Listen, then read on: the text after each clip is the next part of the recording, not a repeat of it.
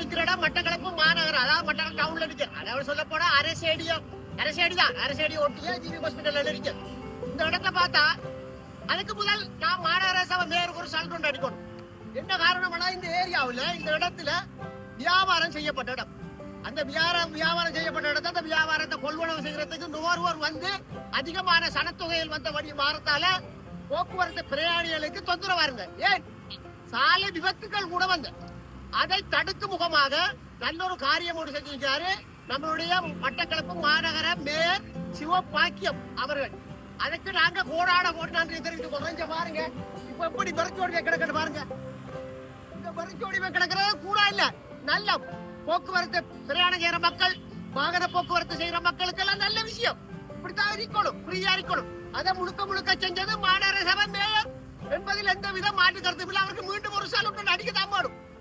அது மாத்திரம் இல்லாம உறுதியாகவும் நிலையானதுமான ஒரு விளம்பர பதாயம் ஒன்று போட்டிருக்காரு இந்த மாநகர சபையால். பாருங்க, இவ்விடத்தில் வீதியோர வியாபாரம் மேற்கொள்ளுதல் முற்றாக தடை செய்யப்பட்டுள்ளது மாநகர சபை மட்டக்களப்பு. இது நல்ல விஷயம் மேயர் ஐயா செய்கிறது. அவருக்கு நாங்க கோடி புண்ணியம். எனவே அது மாத்திரம் இல்லாம அந்த டவுனுக்குள்ள இன்னொரு நாங்க ஒரு வேண்டுகோளை விடுக்க அவருக்கு. இந்த டவுனுக்குள்ள தாய்மாரின் புள்ளிய பச்சை மண்ணை வச்சுட்டு பிச்சை எடுக்காங்க.